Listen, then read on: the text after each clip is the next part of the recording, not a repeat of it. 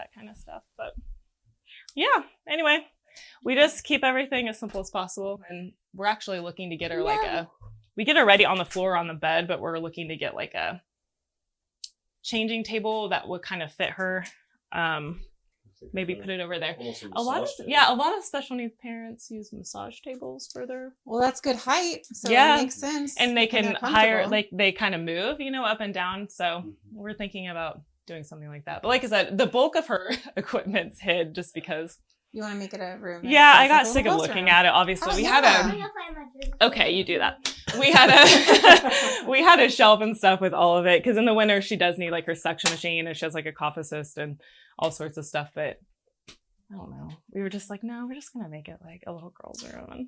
It's a fine balance of like functional, but then also home. Like you don't want it to feel like a hospital. It is a chilly December day in Wamego, Kansas. And it's the first chilly day in a while, but. Chilly or not, our Go Shout Love team is excited to meet Maddy and her family. This is the first of two families we are featuring this month, both with extraordinary girls named Maddy, only 80 miles apart in Kansas with different diagnoses, but equally incredible families.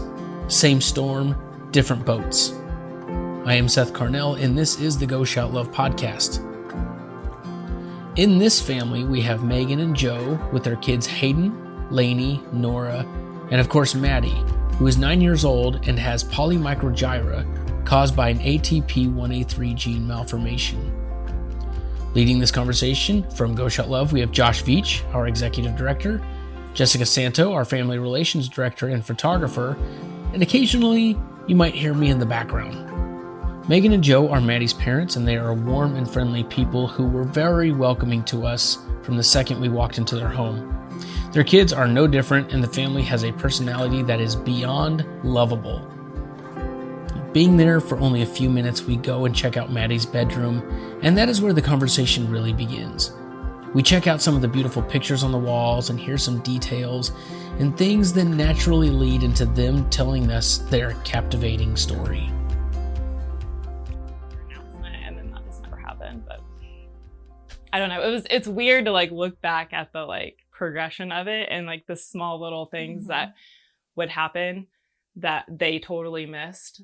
And how old was she when you got your diagnosis? 3 months. 3 months. But I mean, that was after. So what made you as a mom think, okay, there's definitely something going on and we need to get this looked at? So, Okay. Hindsight, I guess, looking back, there was a lot like in pictures and stuff, but I think she was always crying, which I thought was really weird. I felt like she was always hungry, always crying. I felt like I nursed her all the time and it wasn't effective. Like, do you remember that? She was like always on me, but wasn't ever full, which I thought was weird. And just kind of like always grumpy, always crying, just not a happy baby. So that was kind of a red flag, but I don't think we processed it really. And then my sister told me later, she's a nurse, and Maddy got baptized probably like a couple months of age. And she was really stiff. My sister was getting her dressed, and she told me later that she thought maybe she was having seizures, but never told me. So I didn't know at the time, but her eye would kind of like, she had an nystagmus, so it would kind of like twitch. And then we were like, that is kind of weird. And then the fact she wasn't gaining weight, she was crying all the time. She just wasn't eating effectively. So I kept bringing it up to the family doctor at the time that we were bringing her to. And it was just kind of summed up as, we'll keep an eye on it. We'll keep an eye on it. That's what babies do. It's fine. She'll grow out of it. Some babies just have a nystagmus. It's not that big of a deal. So how did you take that, being told that? Because I know that I've taken my kiddos to appointments and then they are like, it's just a little viral thing. It'll be fine. And you're almost kind of like, well, can you just fix this? I was upset because I kind of knew. Yeah. So I remember I called him at work one day and I was like, you got to find us someone in our network, because there was some doctors in Manhattan, because at the time this was a family doctor in Wamego. So I was just like, we're just going to we need a second opinion. But not a lot of people. But she wanted to go to an actual pediatrician. Right. And a lot of them in Manhattan didn't take United Healthcare at the time. They just weren't contracted through them. At least that's what we were told. Right. And I think you also called and they didn't have any openings or something. Okay. You had made some phone calls. So then he called me back and he's like, I have somebody in Topeka that can see her today. So then we loaded up Hayden, Lainey, Maddie. We drove all of us thinking it was like acid reflux or something. Like it was just going to be like this chill appointment. So we all loaded up. It was like a Friday. It was a Friday afternoon. We drove in and literally she was like sitting on the table and this doctor walks in and she's like, has anybody ever talked to you about CP? And we're like, what? And I remember he looked at me and he goes, what's CP? I was like, oh my God, cerebral palsy. What the hell's going on? Because my background was like social work and that kind of, like I knew what it was.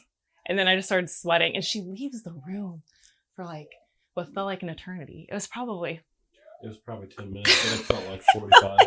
So she just drops that little bomb and then walks she goes, out of the room. hold on, I need to make a phone call. Oh. She leaves and I'm like, oh my God. I made him open up windows. And so were all your kids in the room at this time? Yeah, we had all in. We had the nurses come in and give them books and stuff. No Nora yet, but but Matt, Hayden and Lainey were, and I was like, they were young. I was about ready to cry and I looked at Joe and I was like, you gotta open up. Like, I was like, I'm gonna pass out. Megan. And so he was like, okay. So we opened up windows. She came back and she's like, talk to the neurologist. You need to go now to Stormont. And I'm like, we have 2 kids. How far is Stormont from where you were? Well, we were in Topeka, so there. But from here, it's like 45 minutes. Stormont Vale's main hospital. But you were thinking, you're going to this appointment thinking you're coming right home. Yeah, I was thinking we'd get like acid reflux medicine and come back. Because she was really stiff. Maybe we'll stop somewhere to eat on the way. Right, no, that's what we were thinking. Yeah. She was really stiff. I think we were all hungry too because it was late. It was her last appointment of the day. So you know how babies like do that, like where they're kicking constantly and they move their arms, but they're kicking? Maddie never did that. Like looking back, I'm like, she never did that. She was really stiff. Very, like she would keep her legs real stiff. At least hear us. And so I remember thinking, oh, she's probably just really uncomfortable. Like, they'll give us medicine and then we'll go home. But she was like, you need to go now. And I was like, I can't go now.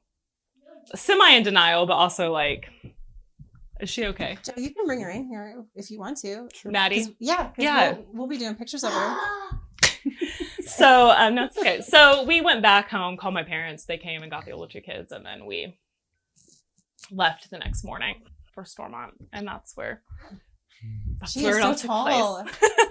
Her and Nora actually, well, she's very tall for her age, but her and Nora are the same height. And we're the same size. I have a kindergartner and he's tall for his age. So yeah. She's freakishly tall of us. Like people are like, God, she looks like she's like 7. Did a basketball in those hands? Yes. Yeah. I just signed her up for a kindergartner's basketball. Are you gonna play basketball? I mean, we're not talking scholarships, but we might be talking scholarships. We might be. It's open. So right. Yeah, we're not like forcing anything. Yeah, exactly. K-State's, Jeff Maddy's already talking to her. So anyway. Yeah, so you get that news and then Saturday or the next day, whatever it was that Saturday. Is, you're going it was on a Saturday. And so what So happens we were next? there for like 9 or 10 days, I think. Gosh. Oh, wow. Yeah. She needs a blanket. It was about this time of year, too, because it was cold. Just beginning in December. Don't get that one. Use her, the Binkies one that she already. So, yes. Look, she is shivering. You are cold. So she does not regulate her body temperature very well. So she gets really cold and then really hot. So you get real stiff because you get cold, huh? But yeah, they did MRIs, all sorts of things. And then that whole process was kind of a ordeal as well because they gave us like 3 different diagnoses until we asked to send it off to Children's Mercy. And then it was like the final, it was just a mess. The whole thing, like looking back, was kind of a mess. So they were like, oh, she has Perisylvian syndrome. Oh, she has lissencephaly. Oh, she has polymicrogyria. And I'm like, oh my God, is that all of these things that are really complex we had no clue what they were. So you go this time, you start Googling everything, only to find out, yes or no, it's not this, or it is partly this. So I remember them coming in and him being like, do you want to see her MRI images? And I said, no. And Joe was like, yeah.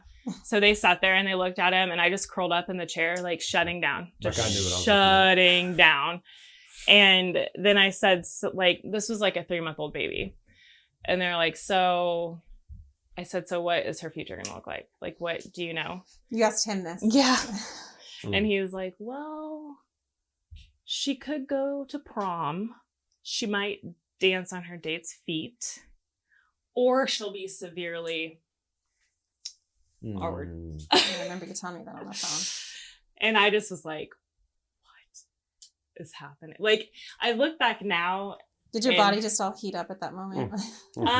I was shutting, like, consistently just shutting down. And the Megan now would have acted completely different then. Like, I let him talk to me like that, and I look back now and I'm like, I really wish I had enough fortitude back then to know, because I think if she's taught me anything, it's to be an advocate. And I even hear Nori's kindergarten teacher tell me that. She's like, you're such a good advocate for all your kids. But I think that came just from Maddy, because I remember back then, if somebody would have said that, like if somebody would say that to us now, God help them. I mean, but you know, like back then I was just like, what is happening? And you I were think scared, and it was weird. And our family, I think all of our family members, I think thought she was sick, you know, like she was like ill. And like, and I remember looking at him going, how are we supposed to tell people about this? How do you tell people? Because we went in like, she was just this typical baby. Like we had no clue. Luckily, the best pediatrician we've ever had in the world. He's so good, was so amazing. He has since moved, but he was on call that weekend. And I said, I was just crying and I was like, I don't know what to do. And he's like, don't worry, I'm not going to leave you. I'm not taking new patients, but I will take her.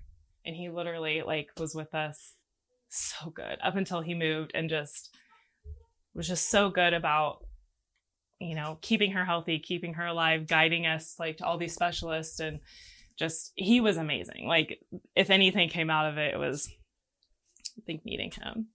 He was just so good and so amazing, and really treated her with respect and treated us with respect. But well, I like what you said about the Megan now versus the Megan then. You have no idea. Yeah, we hear that a lot. So what would you say to a mom who's at the start? Like, how would you tell them maybe that they don't know how to advocate because they don't know the lingo like you know it as you progress in your diagnosis? Like, what advice would you give them at the very beginning? Well, so I saw that question and I was really like trying to think about the answer to that. And I don't know if there's like a right answer, but for me, I would tell somebody it's okay to grieve, like take your time and don't feel like you need to know everything. It took us months and years, I think, to like really understand even, and I don't even know if we really still understand. I still ask questions at the neurologist's office, but like I think it's okay to sit in your grief and to mourn what you thought you had, you know, even though your child is still here. It's completely different than the life you had before you walked into the hospital or the situation, however that, you know, came about. But our life then, I mean, it took 2 seconds for our whole life to be turned upside down. And I think that is not something that you need to like, you know, brush away or pretend isn't happening. Like sit in that for a little bit. Don't live there, but sit in it. Take it in and give yourself time to process it, because your world, like we brought her back home and our world just kept going. Like we had other kids and it was like, I just remember it was right before Christmas. And I remember thinking we have to go see Santa and do all these things that like a typical family does. But then it's like, we weren't typical, and just, I was very emotional and depressed, and it was a lot. But I think if you try to push yourself and not absorb that, I think that wouldn't be good either. So the weight of that moment is too significant to gloss over. Right. You can't, you have to carry it. You can't like, just. Yeah. And I still emotionally deal with it. I would say don't, like, you can have it and sit in it for a little bit, but don't live there, and move on and find like a network of people. Like I have people local that don't have PMG kids, but they're special needs families that I've, you know, formed friendships with that have helped PMG families around the United States, like that live in different states, some that I've met, some that I haven't, but that was a turning point, I feel like. And I think in the beginning, like I talked to them a lot more because I needed that like, what do you do? What do you have? Like, what kind of equipment do you have? What are you doing? Like, I need suggestions for this. And that was very, very, very helpful. And now, like, we still talk and stuff, but it's, you don't. It's less of the logistics and right. the day-to-day. Yeah. It's more about the like community element. Yeah, exactly. And you need that community, but it's all due time too. Like when you're ready for it. I don't think the Megan back then would have been even open to talking to somebody else about that. Mm-hmm. And not because for anything other than just I wasn't ready to talk about it. Yeah. I remember even like infant toddler coming in and trying to do therapy, how I didn't want any part of any of it. I still needed to like process it and to understand what was happening. And I like didn't. I was not able to grasp that. So I think I would just tell people to like take your time, and it's okay to grieve, and reach out, and don't be afraid to like, kind of embrace the different community in life. Like it's different. It's not more or less, like the community you're going to find it's not everyone's community, but right. It's still, it's important to have that too, because you're going to need the support. Right. Absolutely. And it took me a long time to understand and to realize that people were not against me. I felt that way because my whole life was changed, and the baby that I thought I had was no longer the baby that I had. And it felt like everything was just, like the whole world was it's you against the world. Yes, I was so upset. I was so mad. But I wish I would have had somebody at that hospital tell me, she's going to be beautiful. Mm-hmm. She's going to have these big eyes. She's going to love you like no one could possibly ever love you. You're going to look into her eyes. Light up the room. Yes, yeah. You're going to look into her eyes and like see her soul. And just that pure love of, like, we always talk about how, she doesn't feel jealousy or envy or hate or anything. Like, she's not capable of feeling any of that. So for that to love us is like almost like it's like the purest form. The purest form of honor that you could possibly have as a parent. Yeah. But to us, it was almost, I don't think it was presented negatively on purpose. It just, when you're giving someone that news, it's like, oh, how do I do this without, but I wish someone would have just said, it's going to be bad probably in the beginning because you're going to have to grieve it and mourn it, but then you're going to get over it. You're going to find a community. You're going to find support. It's going to be okay. And you can still live life. It's just going to be different. Yeah. I'm curious, one of the first questions that you asked was, what's her future going to look like? Mm-hmm. And I'm curious how your perspective has shifted now. Like when you think about your relationship with your daughter, is it more day to day and just embracing the moment? Or do you still think of like, what does the future look like? I don't know. I think both, maybe. Do you think about that? So I had... Yeah. I think I get what you mean by both. I mean, because just like anybody goes through their day to day, and some weeks become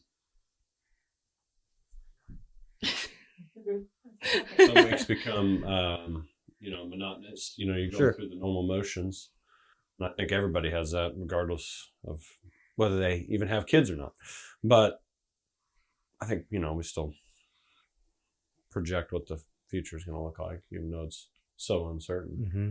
I mean, honestly, when she was really young, first diagnosed, within that first year, we sat down and talked about it. We thought she was going to be lucky to make it to 5, years old, with everything we were being told. So here she is at 9. So right.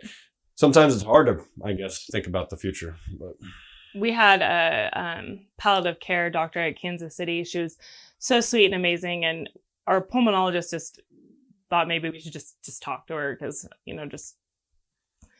that it might just be helpful.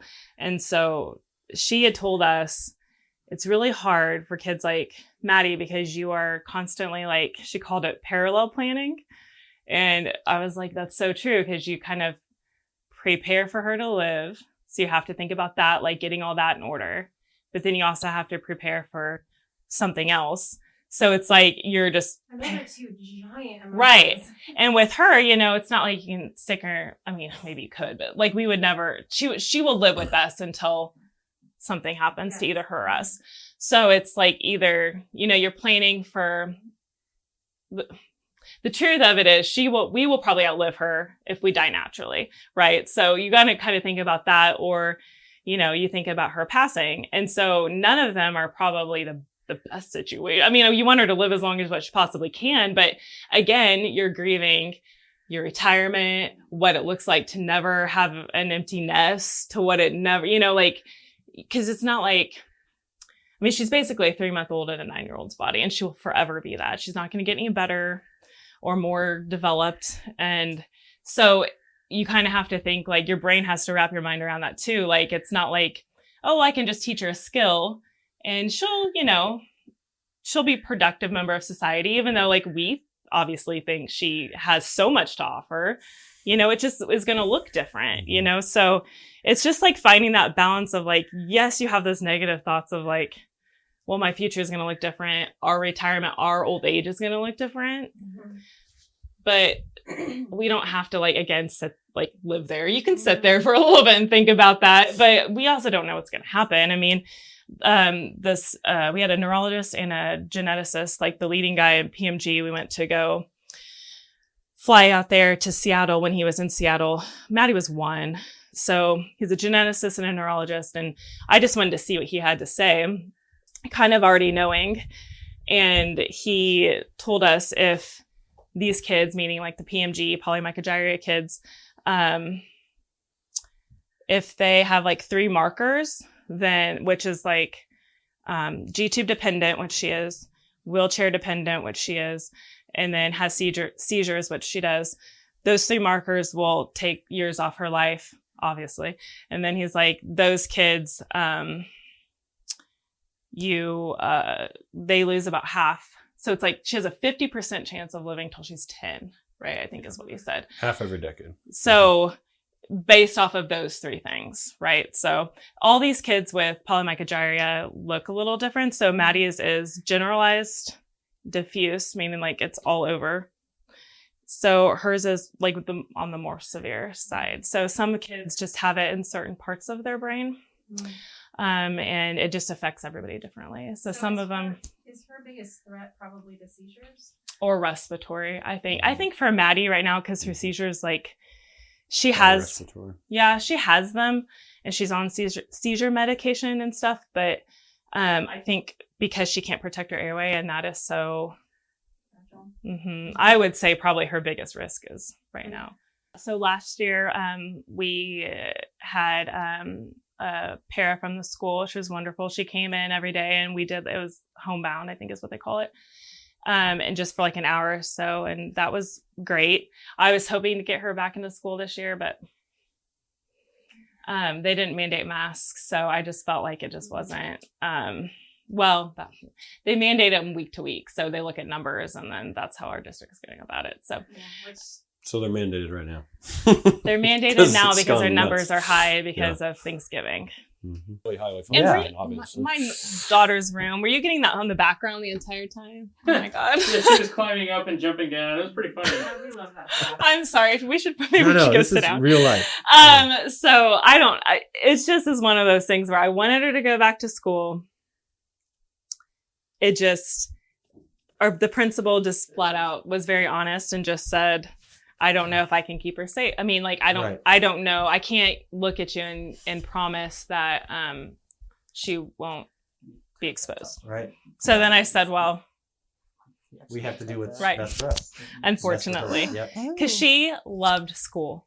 Loved it. She loves her friends. She loved her peers. She loved that environment. And they were really good about, even though as she got older, like, they would just keep her like in the kindergarten class or the preschool class. And those are the kids that like would sing and dance and play with Play-Doh, and Maddy loved it. She loves to paint and do arts and crafts. And so they were really good about keeping her with that population. And that was really good for them and her, because they got to experience somebody like Maddy. Yep. And Maddy got to experience her friends, and it was great. But and singing is always more fun than like worksheets. Right. I mean, right. And that's what we're going to run into, I think, with being in a small town right now is, like if we were in Kansas City, there'd be like a therapeutic school somewhere where she could go to her entire life, essentially. Like right now, she's 9, right? So she should be and so it's just going to be one of those things where she can't be 11 in the preschool room, probably. Like, I don't know how that would look some days. So right now she's homeschooled is basically what we're calling it. I mean, I bring her to therapy, you know, we sing and dance and read books here, and it is what it is. So but you'll show us your dance moves in a little while. No, I will not. No, or my singing. My dancing is probably better than my singing. He can do both. So I know The secrets are coming out now. Yeah, he's a lot better at it than I am. But I'm still probably not that good at it. A lot better than that. So that says a lot about me. How did you guys juggle? I mean, not to talk about COVID too much, but when COVID hit, keeping your other kiddos in school, doing their regular day-to-day with someone fragile like Maddy at home. It's a struggle. I think she's been worrying about it since day one.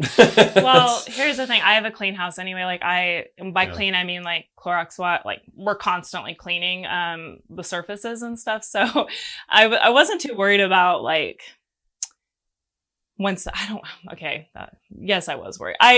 I think it's constantly in the back of my head, but from day one, I always, even before COVID, I tell people like our older 2 kids are very involved. And by very involved, I mean travel sports, year round. We're doing baseball, softball, football, volleyball, both in basketball. I mean, which is probably something that you dreamed of when you guys first got married, was doing all of this. Yes. Things. And so they were already dabbling by the time they were young, but they were already dabbling in that kind of stuff when she was diagnosed.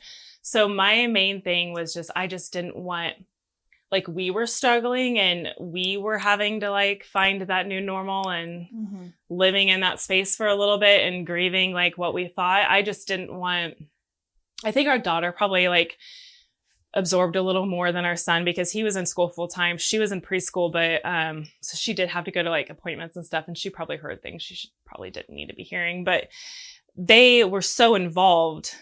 We were still trying to like protect them from what was going on and what we were hearing and what we were processing, but yet still like kind of trying to pretend like it was okay. Like, and that's, but you guys are all going to be okay. Right. Like life goes on, right? It just is going to look different. And I don't think they really even, especially, well, obviously Nora, she doesn't know any different, but you know, Lainey, I don't know if Lainey remembers it's really, she was 4. I don't know if she remembers a time before Maddy. Hayden might. But I barely remember time before Maddy, so I don't know if they process that. But they are so involved. I have special needs moms tell me all the time, like, I don't know how you guys are still doing that, because they're like, I have to tell my kids no, or I have to whatever. And I'm like, trust me, it's a struggle. It's hard on our relationship. It's hard on, you know, everybody, because there are days where I have to miss things, or he has to miss things, or she has to go, and we just will segregate ourselves in a corner away from everybody, and we watch it, and we're there, and our older kids know we're there. But she doesn't like people. Maddy, she doesn't do well with loud noises. She doesn't do well with the big crowds. Yeah. So like gyms and that kind of stuff. So I think it's a lot of stimulation. So even like before COVID, I feel like we just needed to always do the best we possibly could at doing whatever they wanted to do. At any point in time, they could tell us they don't want to do softball or they don't want to do football, and we would say, okay, that's fine, great, cool. But right now, that's still what they want to do. And I feel like because it's such a big part of their life, I never want them to get older and to ever think like, you know, well, mom chose Maddy, or mom couldn't be there because of Maddy, or because of Maddy, I couldn't play my sports, or because of Maddy, I couldn't do this, or like I couldn't have friends over or whatever. So, I mean, we just try to like, I think going to school was kind of hard. I just was constantly like, okay, there's a close contact. Like I need to know, you know, I was just really honest with the teachers and administration. The teachers were understanding about everybody. Yes. And everybody knows Maddy. And even when they decided to remove the mask mandate, we made our kids wear them. And they're vaccinated, and we just, once they were able to do that, we did that. And so I guess like that's kind of two like separate things in my head, but yeah, like even before COVID, I feel like we've just tried to do what was best for them and to not uproot their world. And just because it looks different, like, am I at every game? No, I'm not, because of this, but I try to make what I can and we adjust it. So just like with COVID, like, they still went to school. They still do what they need to do. I mean, we didn't pull them and we're like, we're homeschooling, because they are both very social kids. Yeah. I mean, Hayden and Lane are very, very social. They love their friends. They love being there. So I wasn't about to like completely take that away from them just because I was feeling like a little, you know. Still have to so we just were like, live. okay, you wash your hands. We have to spray down backpacks when you get home. You wash your hands. Stay away from Maddy. I mean, like, there were points where if it would get bad, we were like, okay, just don't breathe on Maddy. You know, we just had to kind of like, you know, talk to her, tell her hi, but don't be kissing on her. So there were just, you know, I think boundaries put in place. That's a tough thing to navigate, because COVID is this really dangerous medical thing, but it's also this thing that's robbing socially too. It's like, if you completely shut down, then the development and opportunities of the other kids, they get impacted by that too. And that's a tough thing to balance. I always tell people it is not black and white for us at all. And I feel like there are, like, we don't have the luxury of not believing in science and not believing that, like, of not protecting our kids. Like, there are some people that look at us and they're like, well, why would you vaccinate your 5-year-old? I'm like, I don't have the option. Like, I was given this, so I don't have the luxury to be like, well, maybe it's just the flu. Right. So like, So I always tell people, like, you would stand in front of a moving vehicle for your child. So would I. Like, I would literally die for one of my kids. So if it means me getting a vaccine, or, you know, that's just what you do for her. And we sat down and we, you know, Hayden's almost 15, Lainey's almost 13. We sat them down and we were like, this is what this could look like if Maddy would get it. Here's some, like, a good website if you want to look at it. They kind of did their own research. They understood. We totally left it up to them, but also was kind of like, I really would like for you to do this. And they both were then not even second guessing. They were both like, yeah, of course. That's what we want to do. And that's the heart of someone who's in this situation. I mean, yeah, they just didn't even really think twice about it. I mean, I think Maddy is such a blessing for all of them, whether they realize that or not. I think now as they get older, they definitely do. Because they sat down and they did their research and they decided what's most important. I just feel, and even Nora, like, she's, you know, I'm like, she's a little mama, I can tell. And I really was like, you know, if you get your vaccine, like, then maybe there'll be times where you won't have to wear your mask. And she's like, okay. Like, she understands that, like, like, I feel like when Lainey was little, she saw me in and out of the hospital a lot. Like, Maddy always had RSV. She always had pneumonia. She was so sick. She get the littlest ever. I mean, someone in the house would get the littlest cold. We ended up in the hospital. She would end up in the hospital. And I think now, because we have the right medication, we know what's going on with her. It's taken years to kind of flatten her out, and, like, you know, ever the situation as far as, like, we know what to do. So I think that Nora has the luxury right now of just kind of me being home and able to manage it at home. But Lainey, I mean, she had so many emotional things going on at school when she was really little, just because she was always afraid. Do you remember when she hid in the closet? So sad. Like, I was gone and he wanted to take her out on this, like, daddy-daughter dance, and she hid in the closet and cried because I wasn't there. I mean, like, there were things where, like, I was gone all the time and she just couldn't grasp why. And I look back now and I'm like, well, she was her age, you know, and I think she went from typical to not.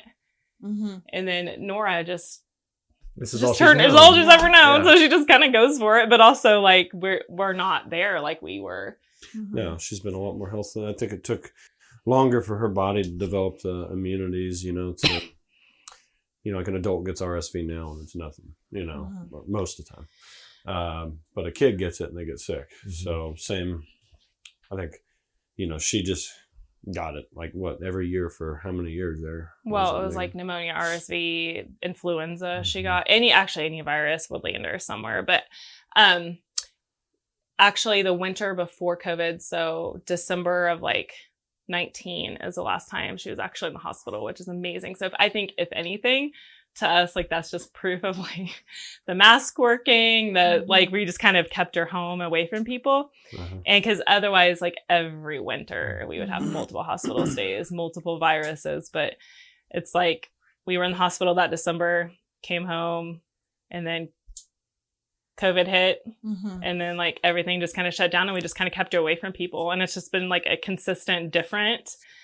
And I really just think that I mean, it's helped her, and I don't know what else to contribute it with other than we don't bring her to stores and that kind of stuff. The only place she really goes is therapy, and then the occasional ball game if she has to go. But like I said, we're literally in the social corner. Distance. Yeah, we were at the basketball game in Chapman, and they have a lower level and an upper level, and this is a middle school basketball game, so of course no one needs to sit up in the upper level. Oh, we did. Space. Because there's plenty of seats on the lower level for everybody that was there. But we were the ones up in the upper level. We're like, no, we'll just carry the wheelchair up the stairs if it means being away from with people. that, Jim, with her chair would almost be on the court too. You just adapt. There's no other place. There So, wasn't any. Speaking of adapting, your marriage has probably adapted greatly through all of this. Of course. So what's something that you guys have learned about each other on this journey with her?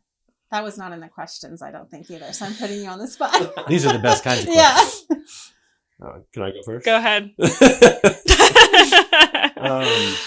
She is a lot stronger person than I've ever could have dreamt of. I mean, with what she deals with all the time,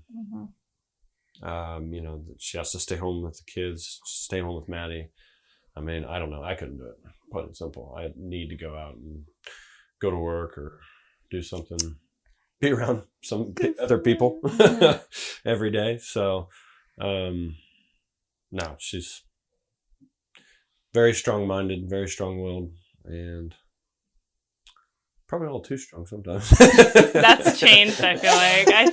I think Maddy has... Comes out as stubborn sometimes. Yeah, right? I think Maddy has just very plain and simple, just like forced me to be a different person and definitely probably a better person, but be more vocal and, not really care what other people think because I don't really care what other people think. I don't have that time to, but I think definitely with Joe, I think we were kind of talking about this a little bit. I feel like he had really had to step up. Like we not only went from this hospital stay of like your whole world. Like when you say your whole world, it's your whole world. Like I had a full-time job. Our kids were like, well, one was in school, the other was in daycare. So like, you pull her out of that and then all of a sudden it's like, oh, you stay at home. And not only do you have to stay at home now, but you're dealing with these circumstances that are so unknown. Like we didn't know why she had polymicrogyria. We didn't know like what to even do with it. We didn't even really know what it was. We didn't understand it. Our whole world was turning upside down. It was just, so then our kids were processing that and noticing that, and going from a 2-income household to a 1-income household was definitely something that I don't think anybody expects like that. Like normally when that happens, you prepare for it a little bit. Like, oh, my goal is to be stay-at-home mom and we're going to make that happen. And here's like our 4-year plan or whatever. But I mean, this happened like literally in the 9 days we were in the hospital.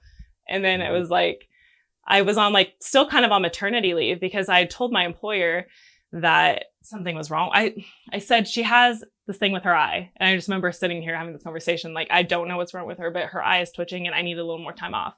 So in the midst of all of that is when we ended up getting her diagnosis. So I just never went back.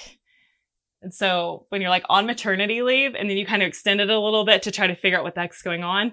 And then all of a sudden just like that income just abruptly stops. And that the other gets put person, on Joe, has to step up. And I think we are blessed with his job because it's not fixed. It's not like he works from 8 to 5 and gets X amount. So he works hard and we get more money and it's flexible. Like she has a surgery or an outpatient thing that we have to do. And he can go with me because he's his own boss, which I think if anything, that has been a huge, huge, huge blessing. It was really hard at first, but he's worked so hard. And I think that has been, I mean, it's hard on our marriage in a lot of ways, but if he hadn't stepped up and like, did what he needed to do. I mean, we were talking about that. Either one of us could have crumbled and just chose to not function. Mhm. And there were days where like I felt like I wasn't functioning, but I also had 2 other kids to take care of. So you have to function a little bit. But he chose to work harder, provide for us better, and just kept going. And we had 4 kids in this tiny little. We lived in a tri-level in Wamego. Which is not great for handicap accessibility. 3 bedrooms, Oh, jeez. all upstairs.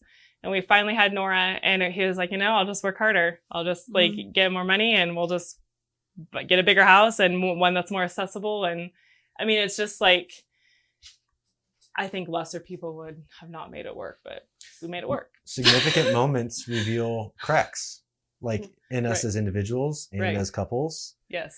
And whether it's a diagnosis or the loss of a loved one or whatever that is, those significant moments, we either choose to figure out how to fill those cracks and make it work, or like you said, they crumble. Right. And unfortunately, it's the divorce rates are higher in families on kids with rare medical journeys because of, I mean, it's understandable, the stress and the extra things that come with that, but it's emotionally stressful, financially stressful, physically stressful. I mean, just like picking her up, and like, it's just everything on your, your body, like your mind, your soul. I mean, it's so kind of cheesy, but it just consumes every part of you. Mm-hmm. And I don't know if people really realize, like, your social life, like everything, every part of it is like just different. Yeah. So you have to kind of come together. And I think if you don't, and there have been times where, I mean, it's been really hard, sure, I think, but we have just chose to love each other through it, love Maddy through it, and just come out on the end. And even on the worst days, it's, it's not as bad as what it could be. Right. I mean, we are well aware that people have it worse than us. I mean, I am fully aware of that and grateful that she is and has been as healthy as what she has been these last few months. You mentioned, you talked about community a little bit ago, and I think on one of the earlier phone calls you had a quote that you referenced about being like similar storm or same storm in a different boat. Yes. And we're doing something different with Go Shout Love, and that we're featuring 2 Maddys in the same month, and you're kind of in the same area, in the same area of the country. Yes. And I'm just curious what that quote means to you and your family.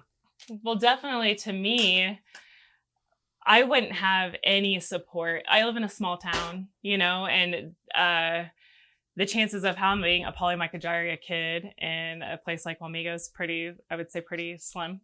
So you come together with other special needs families, and I have some really great support system here with some families, some moms, like occasionally we'll go out to eat and just talk, and all of our kids look different. They have different diagnoses, different symptoms, they have different struggles, but also I think the common ground of knowing what it feels like to struggle, but also knowing what it feels like to have those incredible wins, together, and just supporting each other, laughing. And we don't always talk about our kids, you talk about anything, and it's just like that normalcy too, that it kind of brings to you. But I feel like you don't have to have the same diagnosis to get it, because when you're a special needs family, it's just like total solidarity.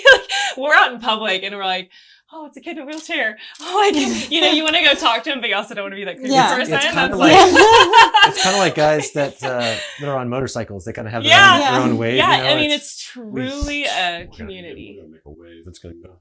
What? We're going to come up with There you go. Yeah. I know. I wish there go was across the one. There needs to be a wheelchair wave. Yes. I know. And there are times where we don't have Maddy, and That we'll is be a walking really good through Target and stuff, and I'm like, oh, I wonder, that's so creepy, because especially if we don't have Maddy with us to go talk to him all. But there has been times where we were just in St. Louis, where we walked up to that little girl and we're like, we really like your wheelchair. What's that called? It was so weird.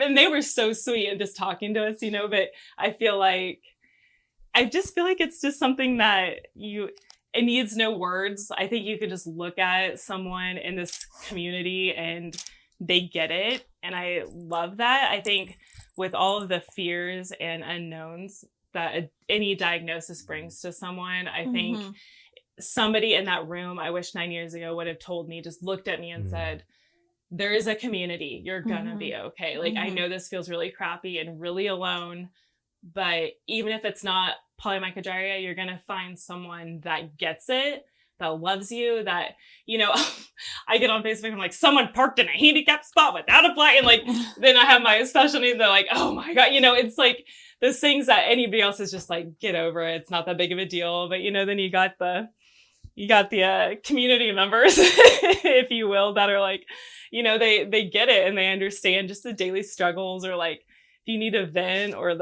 just the funny things that happen, or, you know, like, I remember a year ago I was changing out my purse, and like there was like a thing for her G-tube, like an extension of my purse, and I'm like, oh, Jesus, this is only happens to special needs. I remember I made a joke about it and put it on social media, and people were like, oh my God. It's just like those things that are like, it doesn't have to be that, it doesn't have to match perfectly. I just feel like we all have the storm, meaning like that, like a diagnosis, and any diagnosis is going to be hard.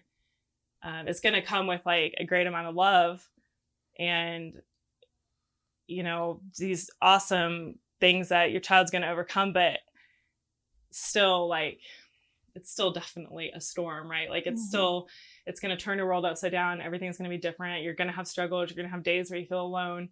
So it's like, but you know, like Maddie has seizures. Somebody else may not. Like, you're in your own little boat, but it's still, it's just still so the same, you know? I mean, it just is, because it's just, it when is. You said that on our call, it just, I mean, it's the same. Like, that was such a powerful statement. And I don't know much about the other little Maddie, but like, you know, if I'm sure it's, you know, like you said, I had said something and you're like, we hear that a lot. I think you do probably hear the same thing over and over again. Like, yeah, we do. You know, there's power in shared experiences. Right. Yes. Right. Yeah. And I think that there's something so great to be said about just getting it, you know, and it doesn't have to match perfect. Well, we get it. And you guys are awesome and you're doing a good job. Yeah. Can we get some pictures? Yeah. And then we'll let you guys get back to your day with her. Hopefully this is helpful. It's amazing. I mean, did this go... Okay, We've never done an interview like this. Yeah, So was this... I know, I'm just standing here. We just kind of parked here. Sometimes you Sorry. don't I love that. It's just how it happens, and I love that. Was that... This is kind of what I was going for. Again, this is... And then it got dark. Sorry. We're good. No, No, we're that's good. actually, if you could turn it off. Sure, yeah. Could we, what I Okay. think we could do, what my plan was So I for feel like I'm photos. shouting. I can only hear you. No, guys' voices. you're not that loud. My voice is I'm a up. loud This is person by so- nature, so you're fine. This is our normal. I was going to take some photos of Maddie in here alone. Sure. And then maybe have her siblings come in here, Yeah. and we'll cuddle them Hayden up on the dressed? bed. I told him to. He was signing to him like a baseball player Was when he I was in really? there. I was like, And then we'll do a couple family How am I supposed photos. to steal third? We'll do some family photos out in the living room. Sure. What is this little? Is this computer for her? oh, It's just a little DVD travel DVD Oh. player, because she's lays in bed at night here, and she knows Looks she like a needs some. computer. She needs some. Well, it's Yeah. kind of outdated technology. But Well, the outdated stuff works for us. Maddie doesn't care. Do you, Mads? Well, yeah, we actually. She grabbed on. There she goes. She Wait. got something to say. Hey, we have a mic. We can just... Yeah. Okay, Dad, I want you behind me. We gotta get big smiles out of her. Yeah. Hi, Peter. Maddie, Joe, can you smile? What's he doing? There it is. You love that, Daddy, don't you? Here, do you want her necklace? Sorry. It's gonna Yep. bother me. There. Got to be just so. There. Well, you gotta read her name. Look at that smile. They gotta know who you are. Oh my goodness. So Megan, what are the ages of your other kids? So Hayden will be 15 in February. So Should we keep your brothers and sisters in here? almost 15. Let me come this way. And then for one. Lainey will be 13 next month. So 12, almost 13, 14, almost Dad, 15. let's do one more big smile. 15 and 13. Yeah. They're there. Because I don't think I'm gonna And get it. You then need to say 9 that. and 5. 9 and Right? 5. Mm-hmm. All Are right. you gonna smile And big? how, Lainey? if you were to give one word Yes, descriptions good of the personality of job. each of your kids, what would you say? Oh my see god. me Okay, smiling. Hayden. No pressure, because now the ears are listening. I know. Oh my gosh. And then you put a necklace on He's it. easygoing. Easy going. Yeah, for Okay. sure, don't you think? Yeah. Always has been very easygoing. Okay. Hi, Mm. This siblings. one, this is Lainey. Hi, Lainey. I'm Josh. I'm Jess. This is Seth. He can't hear you. So you can say whatever you I want can about hear him. her. I What? can't hear myself. So How would you He's a loud describe talker. yourself, I Elena? compensate. I would say confident, strong-willed, athletic, Yes. all of those. She's Confident. definitely What sports do you confident. play? All of them. What doesn't she play? Oh, she goes. Oh. Ooh. What's your favorite to play? Softball. What position? She's a pitcher. She's a pitcher. Whole city has a big softball. Which is team. not. Yeah, which is not pitching. She's First. playing Third. first or third or short. Or, What year? What? How old are you? 12. 12. Oh, She'll be be 13 next 13 month. less than a month. It's a big Well, birthday. it's It the is. 21st. January 20th, she will be. Oh, coming So up. yeah, less than a month. Coming up. Mhm. Yeah. And that's good. 20th is like further far enough away from Christmas. They don't fall Yeah. into that like Yeah. Christmas, birthday, same So, time thing. January 20th, January 24th, February 24th, Hayden's February 25th, Hmm. Okay. March 5th. So All she's right. like a So dance. from Christmas 6th, I'm sorry. Yeah, from I like And then it. your Christmas son to is March 6th. What is that? Like not even a full 3 Oh, months. It's like 2.5 jeez. months. She's got, our only we outlier. got 5 Miss birthdays in it. Maddie. Yeah. And Maddie's when? August. August. And yeah, she's August the outlier. 28th. So She's- 5 birthdays and then 2.5 months. She's So we a- have laid back, confident and strong willed. Yes, for sure. Her, do you want one for Yep. her? Love. Sweet, lovable, Sweet. lovable and sweet for sure. What about And the Miss brother? Nora. Laid back. He's laid Hayden's back? laid back for Laid back, sure, yeah. 100%. How would you describe Nora? Bouncing? How? I think you're helpful. Don't you think? Mama? She's a mama. Well, yeah, Little mama. helpful. I think she's helpful. I love it. You like to help me, don't you? You're a big helper. And I think her teacher would say that too, probably. You'd help at school? Yeah. Okay. Is Hayden coming? He was in the shower. Oh, Lord. He needs to get going. These people He signed this to him a long time ago. No, you guys are fine. He is so laid back No, will you that show me your room? when you tell him to do Let me see your something, room. it's like, Kind of has his own time holy- frame. yeah. Yeah. It's like, Yeah. oh, that sounds like a good idea. Yeah. We'll do It's that like- eventually. it's like, well, yeah. I had to do this and this and this. I'm like, dude, like, Have you we fallen had off somewhere or and anything? you can even tell him a time. Oh, that'd And be I'm like, scary. you're almost 15. Like, you should have a concept of Oh, geez. time. Well, Yeah, Huh? each friends task work needs to with be me? allotted. This is about how long it's Do going to they- take do you to they do stay on the this. bottom Yeah, though? So it's bad. hard. Oh, it's a hard that thing to is do. so He's a boy, funny. though. Yeah, I was just going to say it's extra That's hard for cool. males, I think, to get to that. She's a level. lot better at it. I tell her time and she looks like this all put together. Oh my God, this is embarrassing. I'm so Oh, sorry. I have 3 kids. Are you serious? Nora. She's been Oh my gosh, Nora. Megan, it's like Sweet literally Maddie. my house. So I love your I will necklace. tell you that this is what Maddie has. I love your necklace. See that floor? Nora. This never would have went down. You gotta let it go. Oh, so well, Nora loves art. love She that. does everything. And Dude, gravy about ran you over. her hands before you guys came, I was like, I told you not to do that. And then I was like, no, you know what? That's part of Well, that's of cute. me letting go. Okay, I see your tooth fairy. Have you lost any teeth? Show her your mouth. Let me see. Oh my gosh, you look like my daughter Lucy. She's lost 7. How many have you lost? I think 6. 5? Did we say- no, I think 6, right? 5? Just 5? Holy buckets, you got a tooth fairy and an elf. You and Lucy would get along great. Soon I'm gonna lose 6 teeth. Oh my goodness. She's got the sweetest Wiggly. cornflake setup.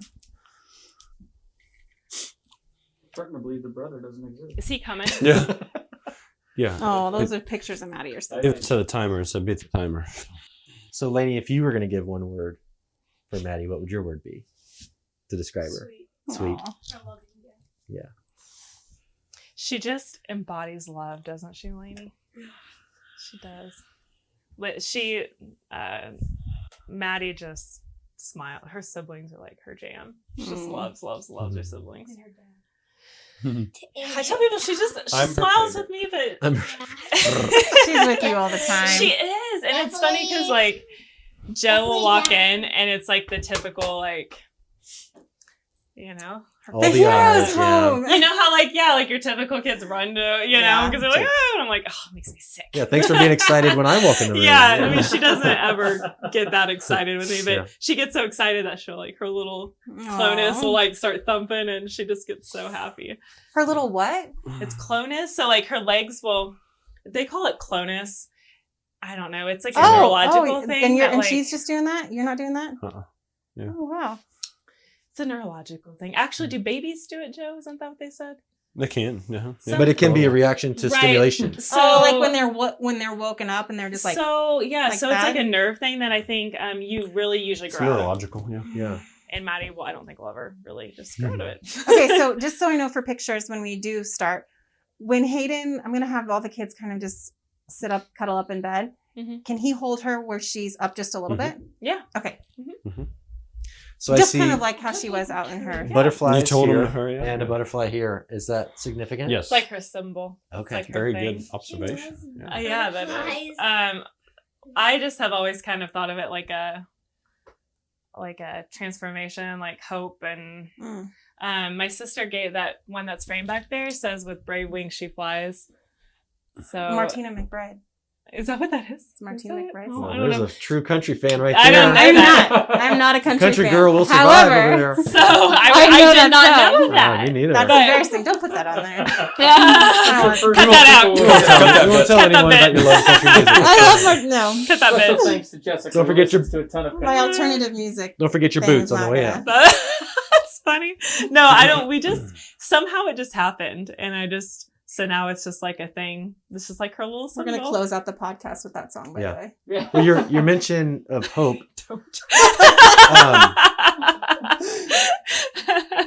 It's hope's a tough word in this Uh-huh. season You want to look? because it's like Go to. there's you mentioned even we hear some families that like I'm they gonna want to use my know headphones. they want to hear from a doctor like what does the future hold for us. Yes. And some people say I don't want to know that at all, but you chose to ask that question. Look, and I'm curious why you So, I have always been. I find it really weird. Joe and I kind of talk about this in most of my daily life. I kind of like to be taken care of. Like I like to be coddled myself, but when it comes to her, I'm always very like. Cold. Always since day one, it's like Really close on. You ready? tell me like it is. I just need to prepare. Like we went to Seattle for that specialist, and we had heard from other parents that because he is kind of a real dude. Like he will just tell it like it is, whether you want to hear it or not, and then you just have to kind of absorb that information. And can you go put on something besides sweats for the love of everything holy? Did you capture all of that? I thought Anyway, they were great. classic oh my Look Classic at lord. male. Maddie. Maddie's laughing like Mid sentence. Can you go? Sorry, what was I saying? Oh, I need to know the truth, or like not even the truth. I need to know. Yeah, such a. I don't even know if I'd call it worst case scenario, right? Like, I have hope, and I really like hope, but I'm also very much a realist when it comes to Maddie. Like, I need to know X, Y, and Z so I can prepare, and I know what to expect, and then I know how to handle it, and I'm not blindsided or, I don't know. It's just like this hard, fine line of false hope and real hope. And for me, like, I just would rather just shoot me straight. And I'm well aware that these specialists aren't God. And Right. it kind of bothers me when people are like, well, they're not God. They're not.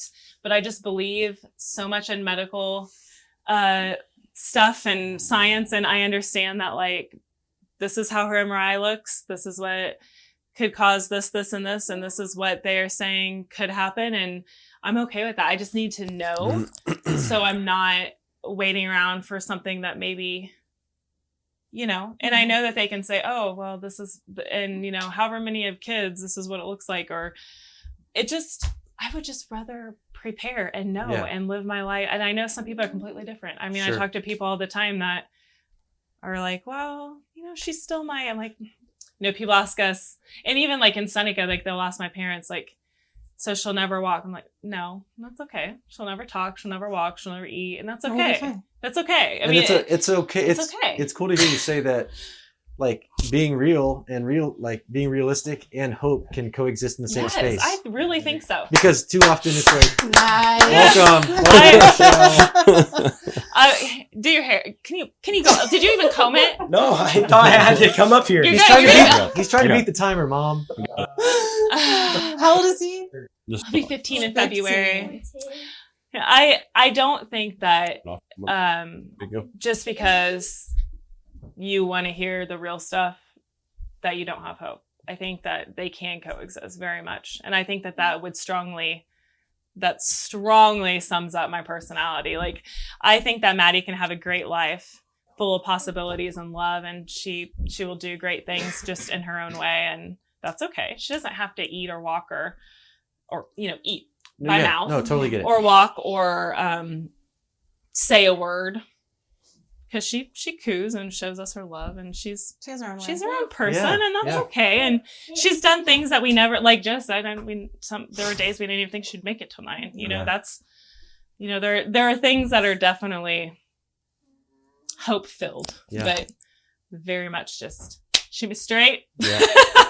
Well, I think there's a I- certain element of like taking on the realistic Mhm. allows you to like redefine the hope. Like Right. it channels the hope. Yes, I like that. Yeah. Yeah. Mhm. Mhm. And just live a life, like, to move on, Mhm. because I think if I was so consumed about what's she going to do next and when's she going to do it, and they said this and they said that, just give me what you see medically and we will live day to day just and doing our own thing. And if something happens, just, Mhm. I think you do have to redefine it. And And part of it's tipping the scales from the initial conversation of the diagnosis and the doctor saying, here's all the things that she can't do, to the shifting of here's all the things that she can do. Like, Right. here's all the joy that she's going to bring to your family. And a all lot the- of times Quickly specialists and doctors don't tell you, like, they are not going to, some of them will. Absolutely. We have a great neuro now that I absolutely adore. He's amazing. But some of them, when you get a diagnosis like that, a lot of them, which is something they need to work on, are not going to say, well, she can't do this, this, and this, but you're going to have this great life. Yeah. They don't really tell you Yeah. that because it's awkward and not the best. Or congratulations on the baby. Yeah. Like you She's still, beautiful. Yeah. Right. Yeah. I will never forget this. I think I told you this over the phone, but they were having a hard time. They had to do an NG tube and get her IV and stuff in, and it was just this big thing. They had to call the NICU up, and it was so traumatic. And I had to step out of the room, and I was crying. I had to call my mom, and it was just this big thing. And then the next day, the NICU team sent flowers up to our room, and Oh. I literally was just like, gosh, so thoughtful. Like, there are just things that people are like they understand that, it's just, she's still your baby, Right, I right. mean, there's so much going on and you're getting hit with this Mhm. rock over your head, but she's Yeah. still your baby. And she was only 3 months old. I mean, sometimes I look back and I'm like, damn, she was little to have all that, going on in that short amount of time. During the pandemic, we have missed meeting families in person, and the 2 families that we are featuring this month jumped us back into that in the best way. If you are looking for a way to tangibly join Go Shout Love in doing some amazing things for these amazing families with kids on rare medical journeys, then check out this month's Same Storm Different Boat design that is inspired by Maddy and Mady. Separated by only 80 miles, these sweet girls are navigating their own unique medical journeys, but have many experiences and battles that they share with each other and other kiddos on rare medical journeys. Every purchase in January will be used to help cover the costs of medical and mobility equipment for Maddy and Mady not covered by insurance.